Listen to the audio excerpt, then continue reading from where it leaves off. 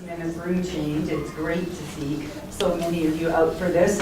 I noticed, found the cookies and coffee. Great. Please help yourselves. You'll notice also there's information about upcoming presentations, including Bruce Campbell and Dana McIntyre from Trades, from Electrical Trades, who will be talking about their field school in Mexico. And that's the most pressing of them, but there are others there. Thanks to Gary for handling this last-minute switch so well. There was a technical glitch in the HL room. And for even knowing in advance that there was a technical glitch, and it's like, oh, sorry, that doesn't work. Sukh and Tracy have something else in an hour, so I'll be very brief. Most of you know, Sukh is the Interim Associate Director of Student and Community Engagement at the Center, and Tracy Penny-Lake is the new Executive Director. I wonder how long you'll keep being new. Well, still, I hope. She wants at least 6 months. And I'm really pleased to see there are some students in the audience today, because I think, well, this is equally important for all of us, but it's good to see students finding out more about ePortfolios. The title of the presentation, welcome Jim, is Bridging the Gap Between Curricular and Co-Curricular Learning, Engaging Learners with ePortfolios. No, it's okay. Maybe we can, since some of you I know, but some of you I haven't, and Sukh probably knows everybody, but I would love to just hear who you all are and why you thought you'd want to hear this talk, so I can get to know some of you. So maybe we'll make you start, Jenny. Okay, and Jenny, I teach English and I'm Provost Fellow in the Center. I'm Catherine Waddell. I work at True World in the Contract Training Department. I'm Nick Hunt, and I work in the Center. Ron McGivern, Associate Dean of Arts, and I'm here for the cookies. Ah, okay, fair enough. You're on my list of people to come and harass, so great to meet you. Emma Browsa, ESL. I have an ePortfolio, and I'm interested in literature and how I can introduce this to my students. Great.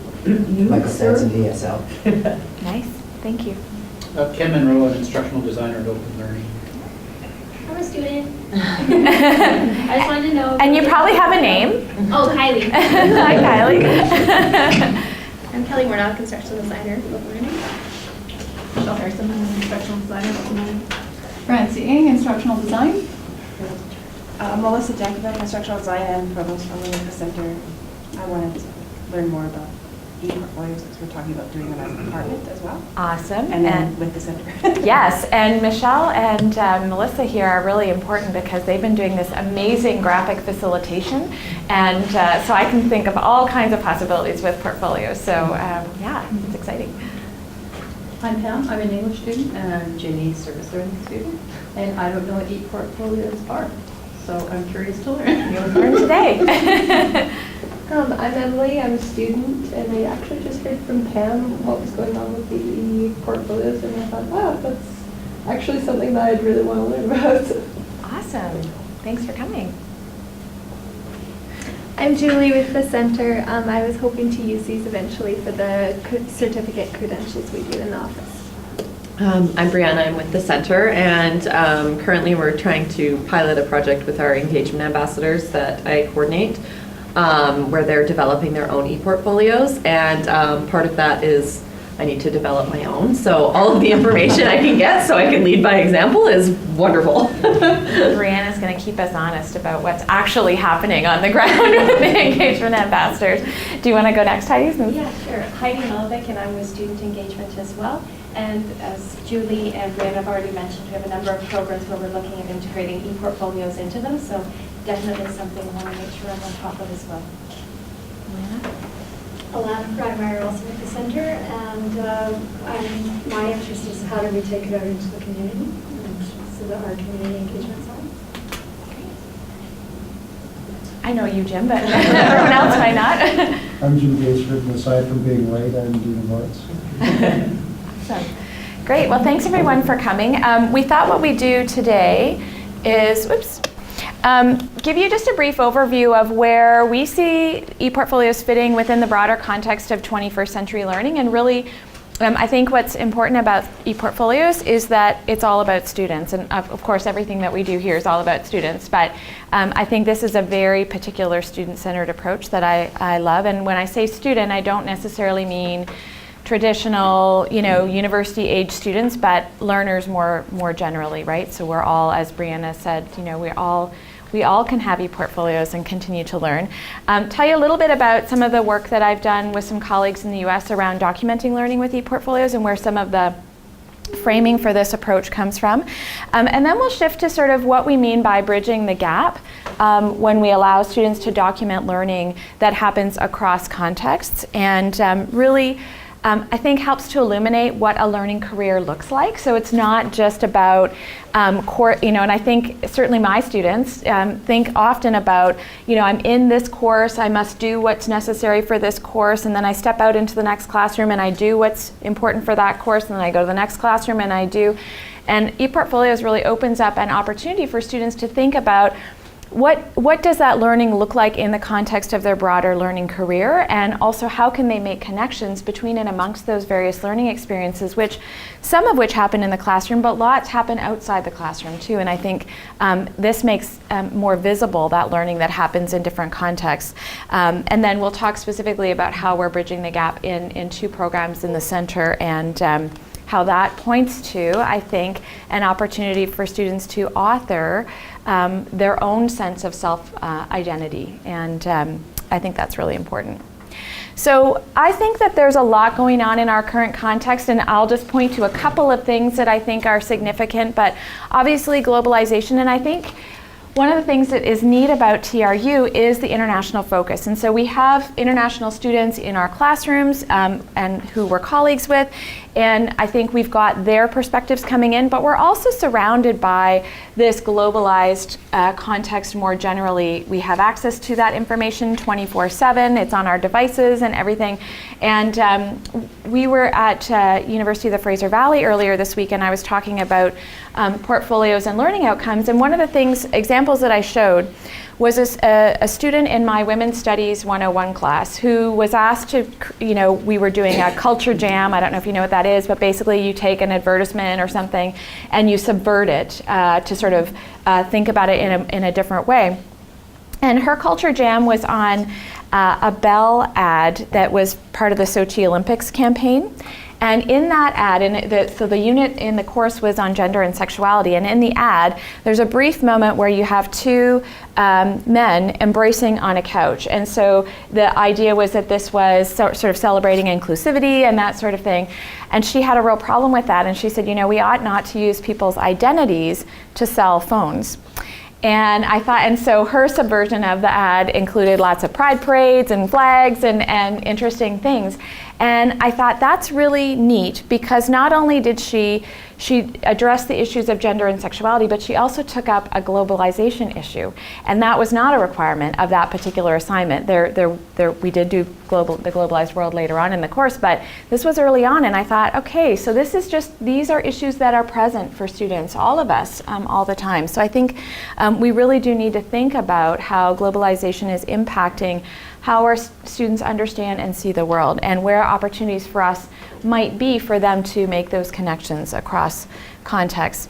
And I think it also points to this idea that there's an increasing social need for us to produce responsible citizens out of our, as we're talking about the TRU institutional learning outcomes and what those ought to be, responsible citizenship to me is a really important piece of that. And I often talk about, as an instructor, having, I feel like there's a moral imperative for me to really allow my students to develop these kinds of abilities.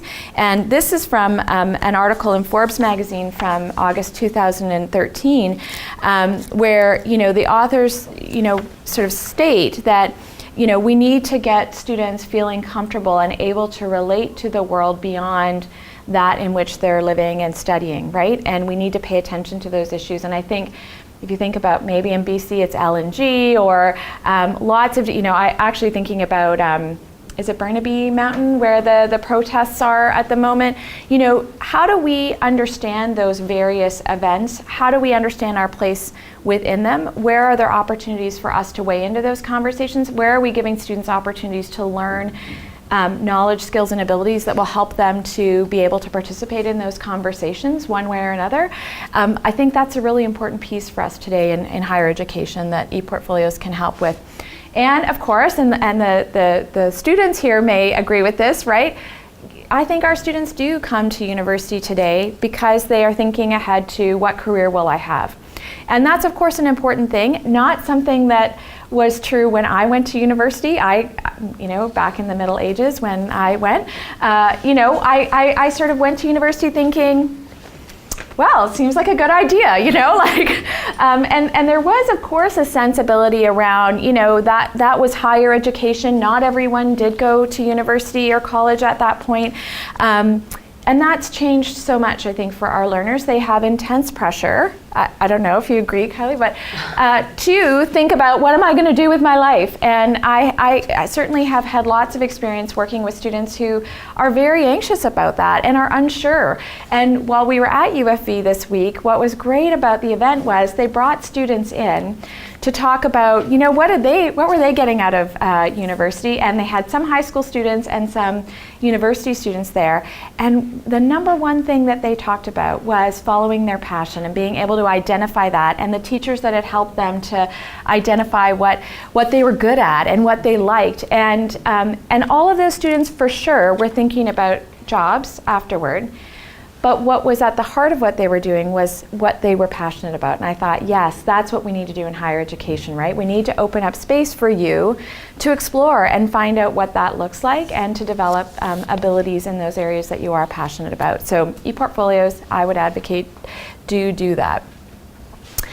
In higher education today, we also have this engagement premise, right? And some of you students might have participated in the National Survey of Student Engagement, and our results have just come out for us at the university. And this idea that we can engage learners in high impact practices that will allow you to be more engaged and therefore learn more deeply is really at the heart of the conversations that we're having in higher education today. And that's because we argue that by really effectively engaging students, we allow you to develop the skills to manage complexity. So if you think back to the globalized world and all the things that are changing all the time and technology and everything else, you can tolerate that ambiguity. I'm not sure what I want to do or where I want to go and how do I fit in the world, but that's okay because we'll have given you the abilities to think through that.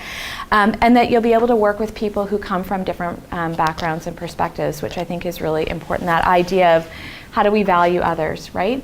And so I think that's driving some of this work. And just to give some examples, this was an article that Sarah Stein-Greenberg wrote recently in Wired magazine, where she talks about how do we reinvent the college experience. And she's in the US, so she's talking about colleges, university.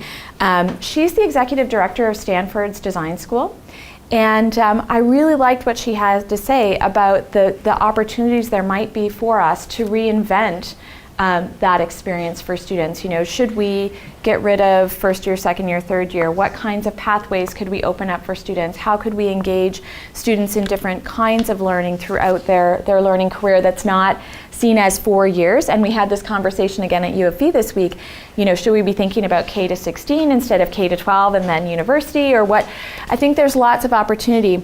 But we need, number one, she said, to sort of think about how we help learners to process information and deal with that information that's coming at them from all kinds of places in the world, because we don't want students in classrooms that look like this, which always makes me laugh because I'm always giving these talks when you're all sitting in basically that setting, right?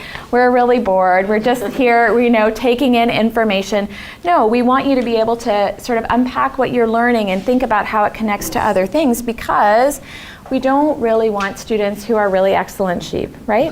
Who can just jump through the hoops, who know I've got to, make these, check these things off and that'll allow me to get my degree and be successful. Because we know in the world today that those are actually not the people that are going to be successful. Just being strategic isn't going to equal success. We need to help you develop the kind of thinking that will, again, help you manage that complexity that happens in the world.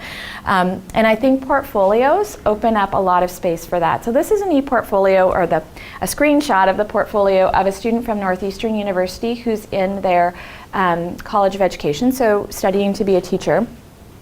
And I love that Kelly right on the home page of her portfolio, you know, she's got tell me and I forget, teach me and I may remember, involve me and I will learn. So that's her signature, like this is who she is, right? And then she unpacks that a little bit in her narrative, where she says, you know, I see my classroom environment being inspired from a variety of theorists that I've studied, and I can use numerous methods to create an optimal learning environment for my students. By using varying methods of instruction, I hope to engage all learners in the educational process. So she's really, I think, transferring theory to practice, right? So here's all the theory I've learned, and here's what it looks like when I go into my classroom. And so this opened up space for her to actually talk about that, to identify what it meant for her as an educator, where she wanted to go in the future with her students, which I think is really exciting. And we don't see that usually on a final exam, right? Or in an essay or anything else. We get to see these things in portfolios. I think we're also in a world where we really need to make connections, as I've already said, and this idea of making connections or reflection really taps into that idea that it's a process. And so one of the things that I hear from my students, you know, I talked earlier about, I'm in your classroom, I must only talk about what's in your classroom, right? And I sort of say to them, tell me about where else you've learned. You know, how about, you know, your own experiences? How do they relate to what we're talking about in the class? And the students are often very hesitant. They say, but I'm supposed to tell you what you want to know to get the right answer, so I get a good mark in your class. And I'm like, no, let go of all of that. Tell me where else you're learning. You know, is it, you know, on Facebook? I learn on Facebook all the time. I have these clever colleagues who post articles and things, which maybe isn't traditional, but ooh, that's a cool article. But you know, I learn in my family setting, right? My crazy teenage kids do things, and I think, that's something that I can bring into the classroom, or maybe I need to parent in a little different way, or whatever it might be. I learn from talking to my friends, you know, just having a glass of wine or thinking about what's happening in the world, and we talk about things. And my students do that too. And so when I open up space and time for them to sort of step back and say, where are those other connections for me? Students do tell me, oh, in my sociology class, we were doing something that actually connects to what we're doing in your intro to couples, marriages, and families. Or, oh, I'm not a history major, but here's how what I'm doing in civil engineering relates to what we're talking about in this history class. And so I think that we need to really engage students in this kind of process, and we often don't take time for that ourselves because we have to get through the content as instructors in a class. And so I think allowing students to develop that self-understanding and those habits of mind to really be reflective in their own practice is so important. And at the heart, I think, of what portfolios are about, and really points to this notion of integrative learning. So this comes from work from the Carnegie Foundation in the United States. Mary Taylor Huber and Pat Hutchings wrote a great piece called Integrative Learning, Mapping the Terrain back in 2004, but still really relevant. And they talked at that point that this was really one of our biggest challenges in higher education, that we needed to find opportunities to allow learners to think about learning in that broader context, that we need to not only ask them to tell us what we want to hear on the exam, but also to allow them to make connections between learning that happens in lots of different contexts, so that they can perform in the world that we're living in, right? And I think that's even more important today than it was back in 2004. So I often think about this as sort of being part of a student's whole learning career, and this actually comes from my friend Helen Chen at Stanford, where they have been doing some work with portfolios around student advising and sort of where are the milestones in a learning career, student's learning career, that we might be able to use portfolios to help guide students along in figuring out, what do I want to do with my life, you know, what courses should I take next, that sort of thing. And what I like about it is it maps out, you know, sort of in these white boxes, the very traditional steps that we might expect students to move through in their traditional learning career. You know, so where are you in first year, second year, third year, fourth year? But then they've also integrated all of the extracurricular or co-curricular activities, and thinking about how could they really integrate that into the learning career in ways that would be meaningful for students, and that would also help advisors. You know, so when Kylie comes in, we can sort of say, oh wow, we see that you've done X, Y, and Z. Did you think about, this history course, that there's this professor that's doing something that, really relates to this service learning that you did in your summer internship? Oh, no, I didn't know about that course. So we can better guide students and open up more opportunities. And actually, in the Faculty of Arts, maybe a bit of a spoiler alert, but having this conversation about where could we integrate some of that kind of thinking for students in arts programs and open up those spaces, which I think is very cool.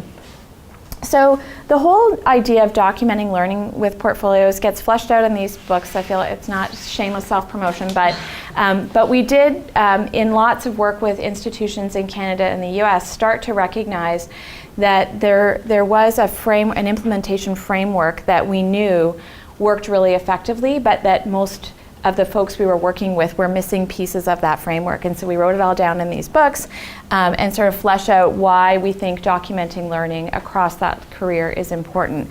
And really unpack the idea that the value of ePortfolios comes from the fact that it's a collection, and perhaps because I'm a historian, I often think of the portfolio as an archive of stuff, right? All of the various artifacts that have been created over the course of a learning career, and that could be, art that you started to create when you were 9 years old, as is one example of a portfolio I'll show you in a minute. Could be, examples of things that you did in a job or courses and things like that. But all of those artifacts really work together to document practice. So what are the practices that you've been engaged in? Include reflection, and that's really, we would argue it's not a portfolio if reflection isn't part of it. Allows you to integrate your experiences in some way. They might map to goals or standards. So some institutions are using portfolios also as assessment tools. And there they would be used to sort of decide, has a particular student met a learning outcome, and where do we see evidence of that outcome being met? That can be part of it, doesn't necessarily have to be. But really they promote deep learning and knowledge transfer, because as the learner, and I have my own portfolio, right, I'm able to take that archive and curate the evidence in ways that make sense and presents a particular picture of who I am as a learner for different audiences and different purposes. So, my current professional portfolio that you might find online, which is woefully out of date, needs to be updated, but was an opportunity for me to think through, one of the things some of my colleagues would say is they looked at my CV and thought, this looks a little schizophrenic, right? Because I'm a medical historian, so I've done very traditional medical history. I do also lots of interdisciplinary work, and so I'm working with colleagues in different disciplines to explore topics that I was interested in, historically, but that also they were interested in from other perspectives, leisure studies, for instance. And then I had this work on in learning and instructional design and research with ePortfolios, and I was a faculty member and I was administrator, and people were like, wow, this is all over the map. And when I created my portfolio, what was really nice for me, because I never felt as an individual like it was schizophrenic, to me it all fit together quite perfectly. I was able to sort of create that picture for other people to sort of say, here for me is how it all integrates together. And it was a way of making it make more sense, I think, than just looking at a CV or a resume would. So I think that that's quite exciting. So I mentioned that folio thinking is what we call that notion of reflective practice for learning.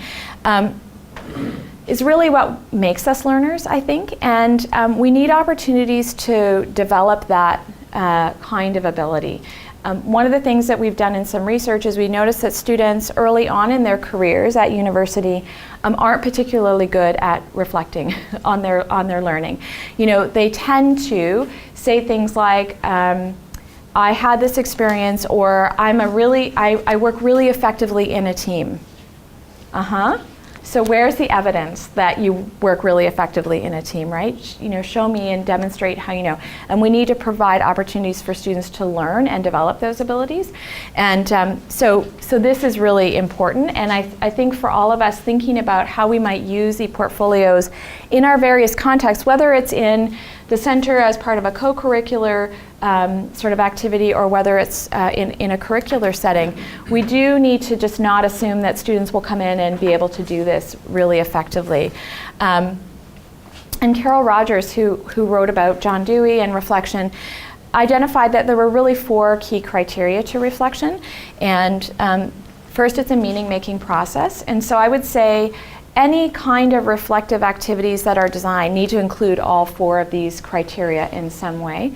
So it's a meaning-making process. And what does that look like for learners who are participating in a co-curricular activity versus students who are in a more traditional classroom setting? What does it mean if you're going to be in a workplace setting, et cetera? So how do you build that in? It's systematic and rigorous. One of the things early on in the portfolio work that we did at the University of Waterloo, where I was for 19 years, our first pilot was in accounting and financial management, and I was working with some accounting colleagues, and they were really excited about ePortfolios, and we went and had a meeting with some of the other accountants. And I remember sitting at basically like a boardroom table, and Grant and I were sitting at the head, and we were all excited, and their accounting faculty, and we talked about, we're going to have the students in accounting reflect on their learning. And I watched this colleague go, like, you know, she made this face across her colleague across the table, and I thought, uh-oh. And they said, you know, this is not what we do as accountants. That's what nurses do. It's very warm and fuzzy, right? And so we have to think through, in our particular context, what would make it rigorous, right? And we'll talk a little bit about what that means in the co-curricular pieces, but how do we really root this in kind of a scientific approach? And of course, accountants are reflective, and they do. It's like my engineer colleagues who say we also don't do reflection, and I'll say, well, you know, do you create design rationale documents? I thought you, and they're like, oh yes, of course we do. And I said, well, that's a reflective activity, right? So it's also about framing it in a kind of way that makes sense to the stakeholder group that you're working with. It needs to happen in community. And this is often, sometimes people aren't quite sure about this. And really what we mean here is that there needs to be opportunities for learners to receive feedback on their work and to share that work with others. And that can look lots of different ways. But really, with respect to the engagement ambassadors, really making sure we build in opportunities for the different ambassadors to see each other's portfolios in various stages and to give feedback to one another on this.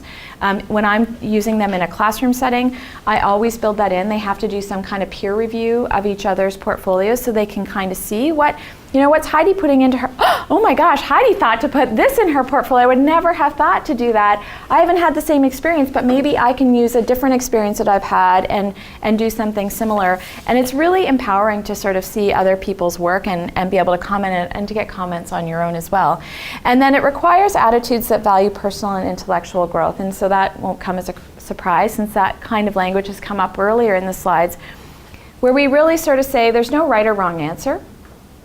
There is really effective use of evidence and then not so effective use of evidence. But it's really about your experience as a learner, you know? So it's about Pam, it's about Kylie, you know what I mean? It's your experience, it's who you are and what you're making sense out of the stuff that you're learning in different contexts. And so that's quite exciting, I think. So a few examples. This is a screenshot of an ePortfolio. I taught a first-year foundations course at Waterloo called Reflection and Action. So of course, portfolios made a lot of sense in that particular context.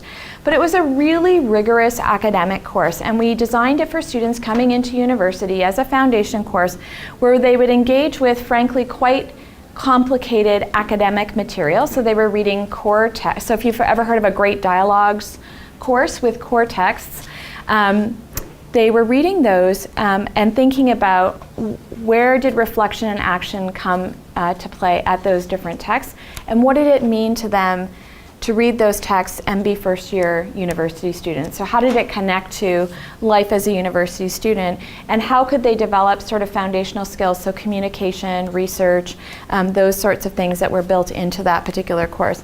So Alex was my problem student. He was our class clown, and he, you know, sort of was always joked about stuff. You can see that this is a very text, and I'm not sure how much you can see over there.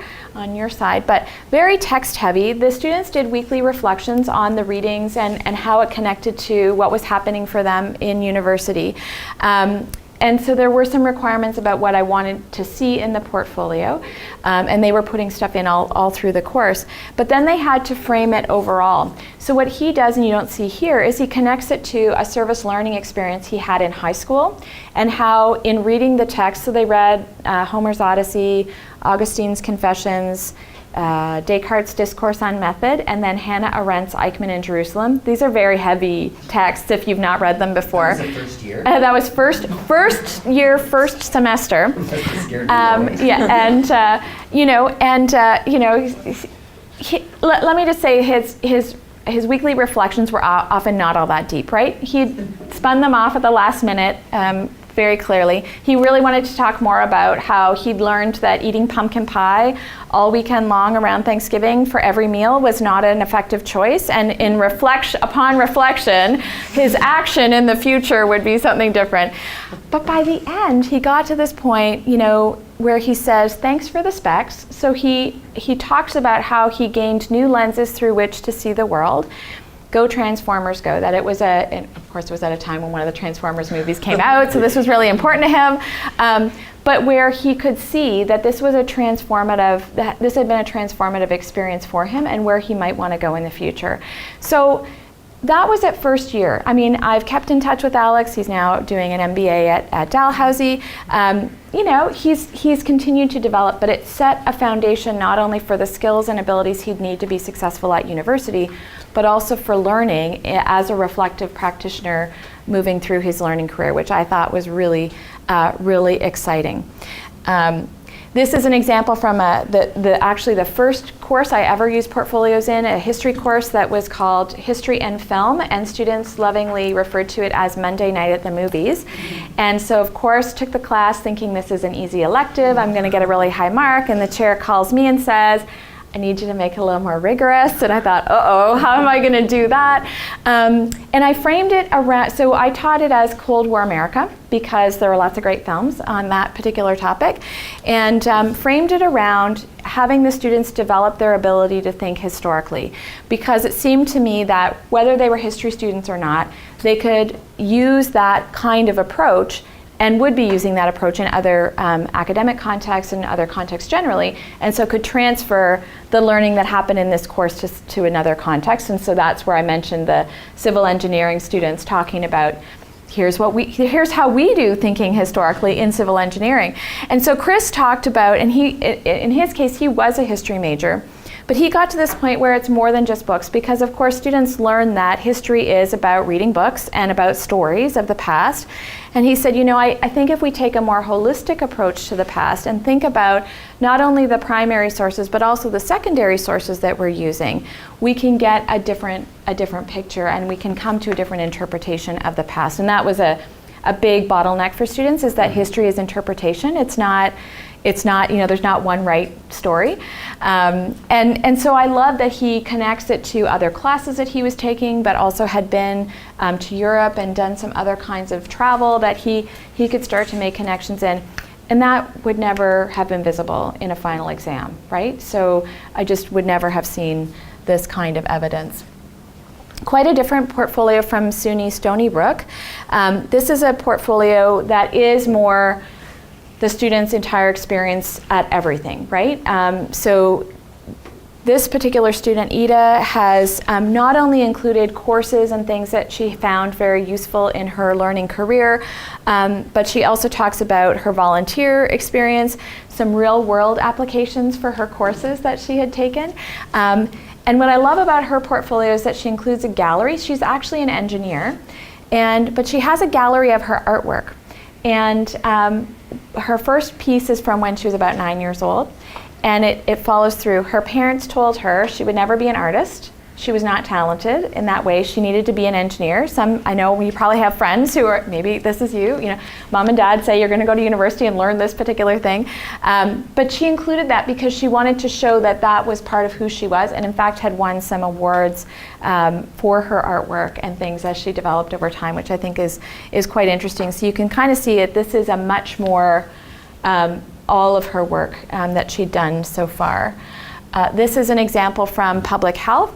And I like this example because it's mapped to specific competencies. So in the healthcare professions, they're accredited and have to meet certain competencies in order to get their degrees and be accredited as professionals. And so Naomi, first of all, I love that she's framed herself as Wonder Woman and a public health professional. But you can maybe not see, but she has things like community assessment, program planning, implementing community health programs, evaluating health programs. So these are all things that public health professionals have to demonstrate competency in, and she's mapped her artifacts to those particular competencies to demonstrate that she actually is worthy of accreditation as a professional. And then this final one from Lafayette College is really focused around the student service study abroad learning, service learning experience that she's had.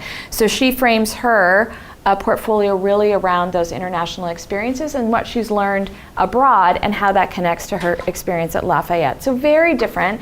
They can look lots of different ways, and have lots of different purposes.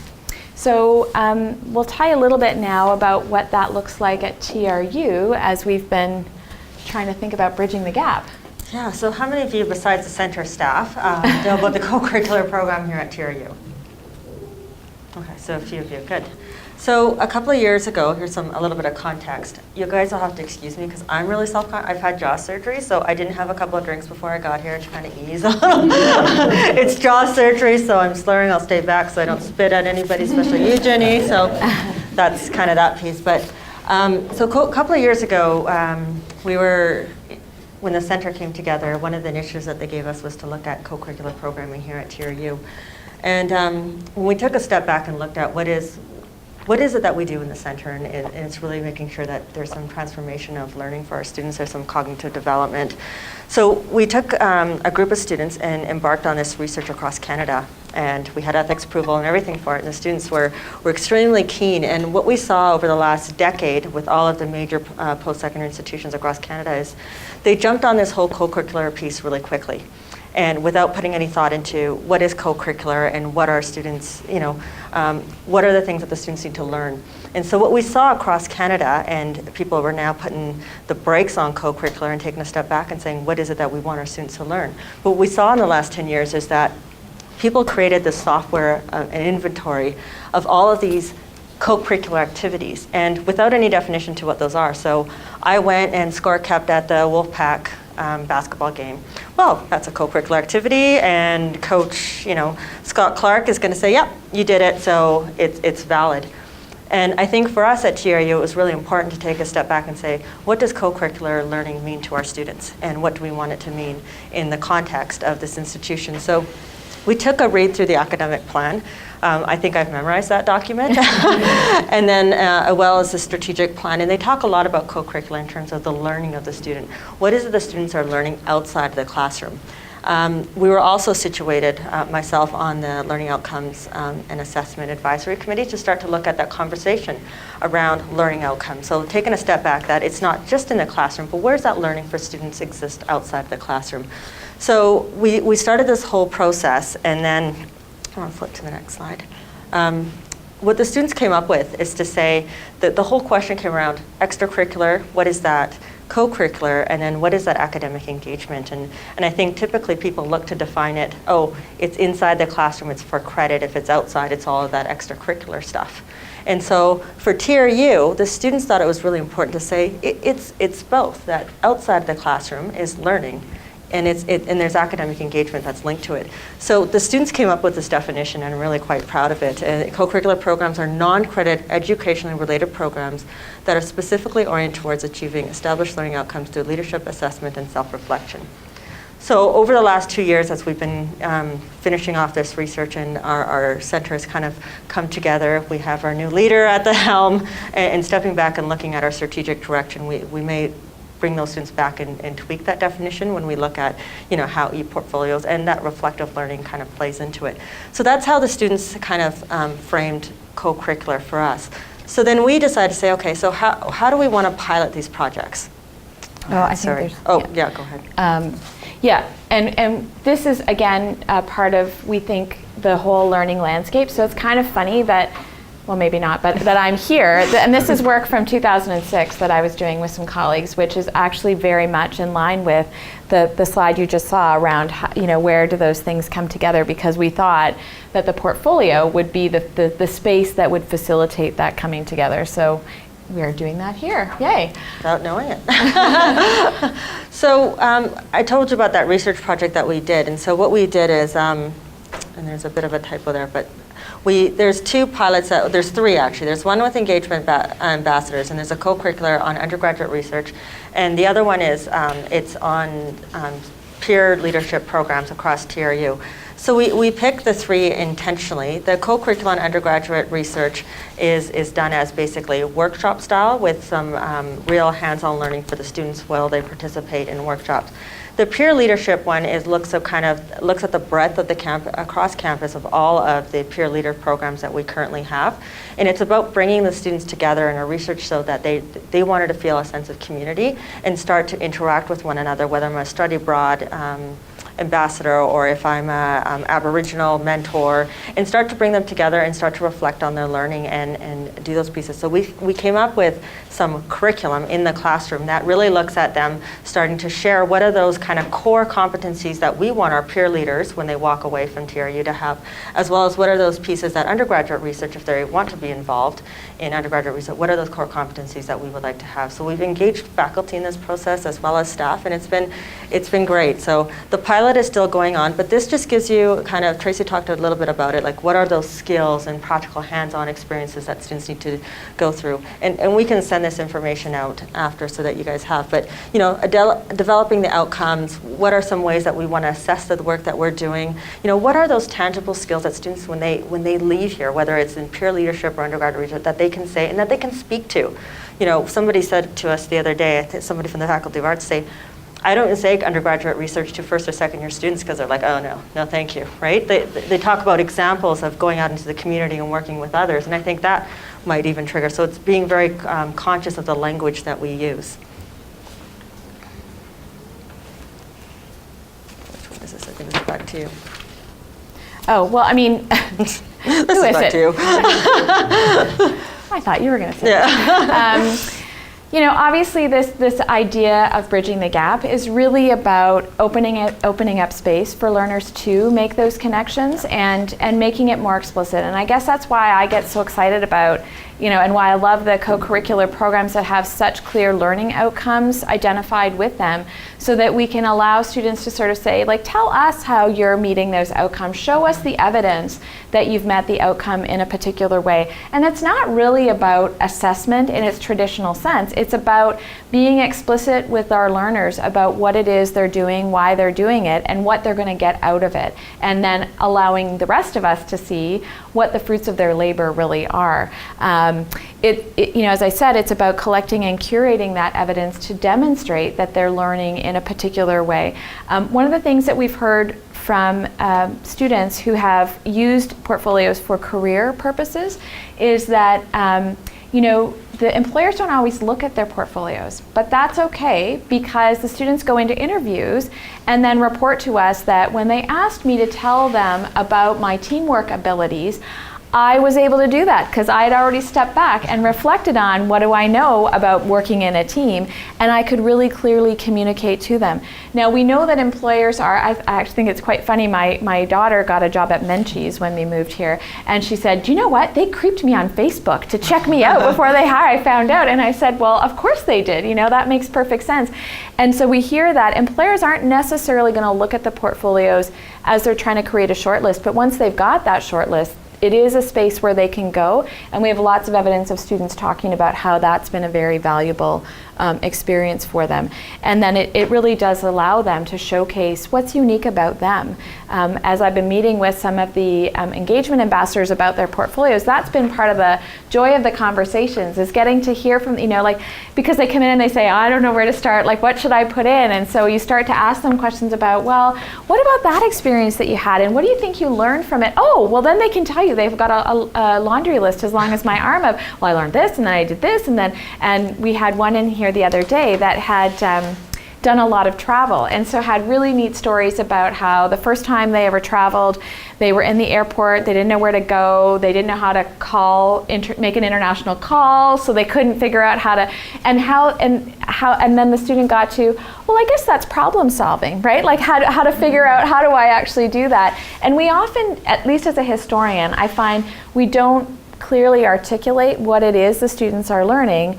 And it's maybe makes sense because, as you know, what's your research methodology? How do you do research in history? Well, we just do it. We know how to do it.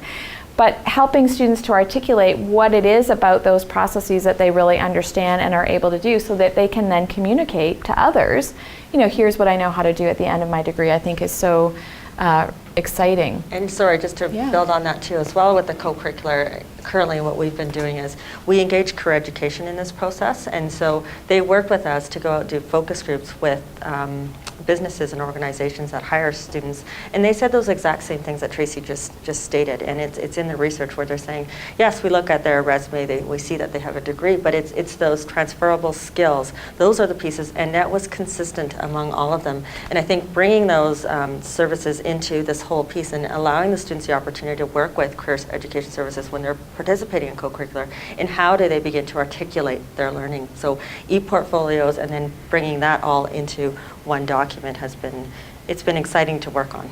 And I think exciting for us in that I think we're a bit ahead of the curve here. When we were at this event at UFE this week, there were representatives from the Ministry of Education there, and they're actually in the process of revising the grad transitions, or they're calling it grad transformations for learners at high school.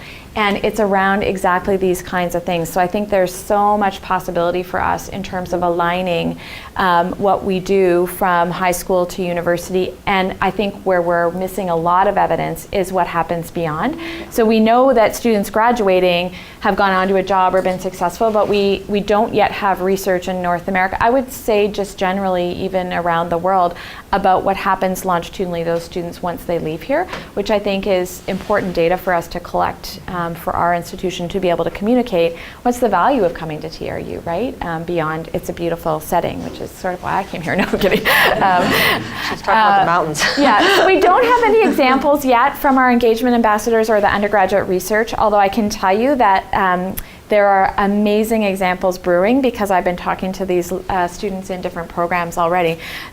Just to give you an example of some of the different kinds of activities, this is a letter to myself from a first-year student after their first year in a community service learning, living learning program at Virginia Tech, which I love that idea of an activity, you know, getting a student to reflect back on where did you get to this year? You know, like where did you start?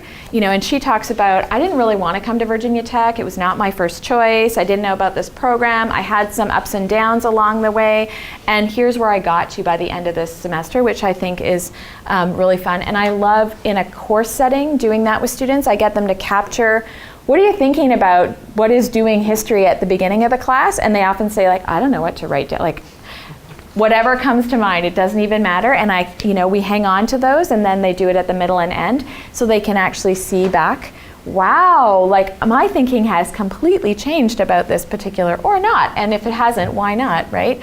An example from one of my students who did a portfolio in an intro course, Intro to Couples, Marriages, and Families, so an interdisciplinary course where I had actually given them a template of the course modules. So really there were 4, and you can see Siobhan has added all kinds of more sections because she connected it to her interests in psychology, and they had to do conceptualizing family, family quality and communication, families through the life context, future of the family, but she's added parenting and children because that was of interest to her, family theories and research methods. You can tell that real quantitative bent of her psychology training coming into play. So it opened up space for her to not only speak to what did we do in this class, but where are my other interests and what other connections have I made? And this is from a student at Suffolk Community College in the United States, where they're really reflecting back on what was their experience of being a student at Suffolk and what does that look like. So I think really, as I mentioned at the beginning, all of this stuff, and we're going to have preliminary examples next Friday from our students in those co-curricular programs, and then we expect to have a showcase in the new year of student portfolios. So please keep in touch with us, because I think you'll start to see how the students are authoring their own identities around how do they know what they know, who are they, how do they want to construct relationships with others, which I think is really what the portfolio and integrative learning is all about. So I think that's really a really quick overview of what the work that we're doing here. We would love in the center to work with any of you who are interested in thinking about ePortfolios. As Brianna mentioned, she will be creating her own. All of the center team are going to have their own portfolios, and we're going to model the kind of behavior, the change that we want to see, we're going to be the change we want to see in the world. But yeah, we're really excited to talk to you all about where you think there might be opportunities to do more of this kind of work at TRU. So thank you so much. We are happy to answer any questions that you might have.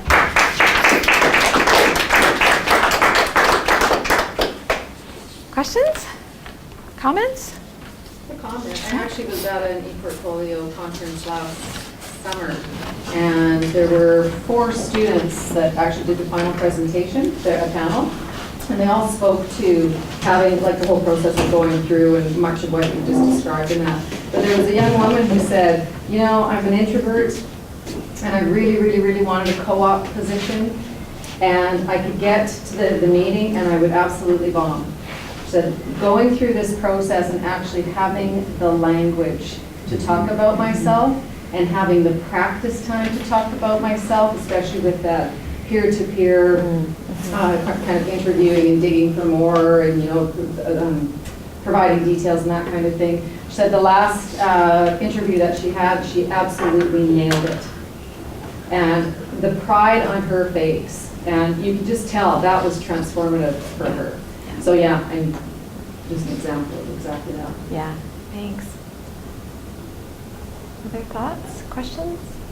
Are you pumped? You totally want to go and do this now? Everybody want to do one now? There is some thinking involved, of course, for us as faculty who want to integrate this into the work that we're doing. And one of the things that we talk about in the book is really thinking about integrating it very carefully into all of the other things. It shouldn't be an add-on to what, and so in our co-curricular programs, because those students are incredibly busy and very engaged in lots of different things, we've really tried to think about how it can be integrated into what the expectations for them are anyway. And I would say the same is true in an academic setting. It can't be an add-on, and that sometimes takes some, you know, design thinking around how do we do this so that it will work for them. And work for what your needs are in terms of outcomes and assessment and that kind of thing.